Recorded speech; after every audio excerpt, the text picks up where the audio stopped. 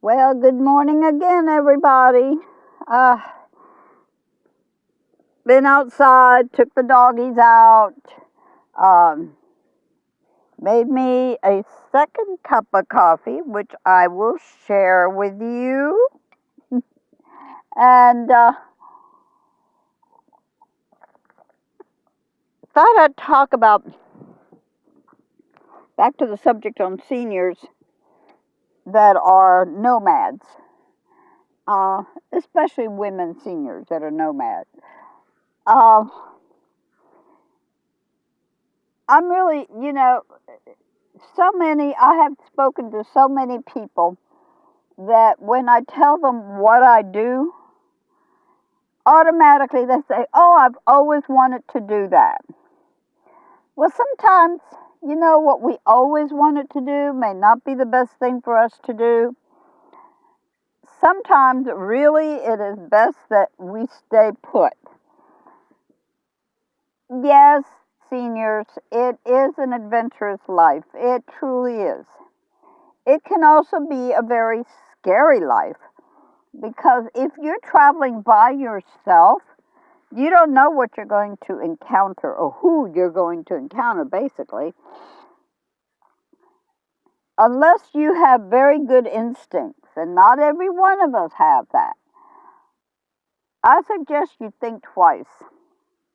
You cannot be ultra friendly to people you meet out there because some of these people are not really friendly people. They appear to be, but they're really not. Um,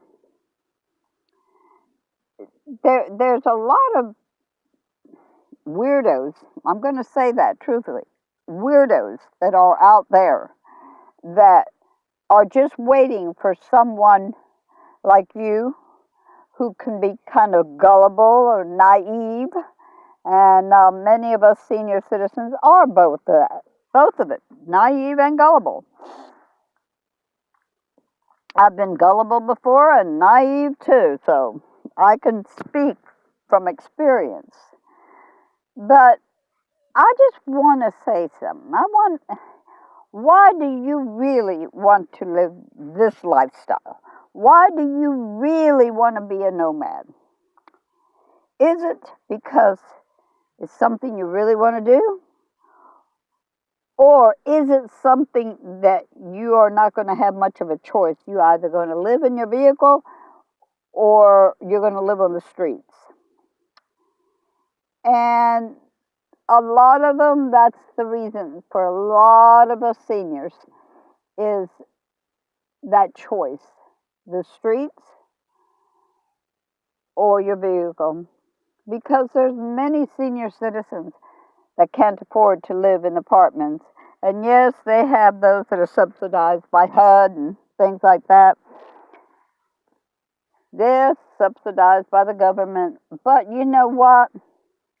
You're not going to have no money left over because they take, I don't know exactly what the percentage is of the money that you make, and they take that from you and leave you very little to exist on the rest of the month. Yes, when you're stationary in one place, you can more than likely get food stamps. And that does help a lot. But at the same time, you don't get that much food stamps. Some states, you don't hardly get any food stamps whatsoever. Uh, $25 a month? I've heard $17 a month from some people. That happened to me once. I think it was 17, 19. I don't remember where I was. And what I told them was, give it to someone else that really needs it because I don't need $17 of food stamps. That isn't going to buy me nothing. Nada. So I like the idea of going to food banks, and some people are against that, but that's okay. They're there for us. And also, a lot of these food banks are run by the state, by the government, and they, that's our taxpayers' money that are going into it to feed those that need it. I I've gone to food banks, not that often, but I have gone to them. A lot of times, also in food banks, um, you have to give them a physical local address. And if you're a nomad, you're not going to have that. You're not going to have that. So, oops, oh my goodness, look at this. The whole thing went down. Oh, let me get you back up there. I got to figure out how to fix that because it keeps on flipping over, and I've done all I can do to it, but it keeps on flipping over. But anyway, so yeah, like I was saying, that a lot of them you have to have. You have to reside in that area or in that county and have a physical address in that area. Um, a lot of them will not take post office box numbers. So that's out.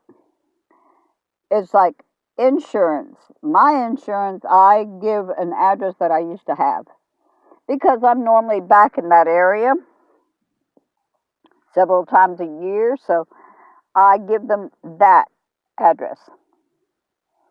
Um, for for anything that I have, and then I'll make sure that everything is either emailed to me or text to me. I don't have. I don't. I just tell everybody, there's no way that you can send it to me. No way, because I don't have uh, an address that I'm going to be at all the time, and somebody might steal it. I'll give them any kind of excuse that they want to hear it, and it'll work. But seniors, if you're thinking of this lifestyle, please make sure it's really something you want. Make sure that you're capable of living by yourself and living in areas that might be a little bit frightening, like, oh, there we go, like the national forest. I mean, that can be very scary. You're out there all by yourself. Yeah, you are. And sometimes sounds at night can be very nerve wracking, like, oh my God, what is that? Could that be Bigfoot coming up after me? Oh no. I don't worry about Bigfoot. I like to meet him. Okay. So, anyway, guys, think hard before you think that this lifestyle is so glorious, because the glam mads, they'll make you think it. They'll make you think it is the most wonderful life and all the wonderful things that can happen. And that's not really true. It really isn't. Yes, there's good about it, but it's not the best life you could ever have either. Like several days I've been stuck in this, Nowhere, can't go out. It was miserable outside. Only went out when I took the dogs out, and that was quick because I didn't want them out very long. It's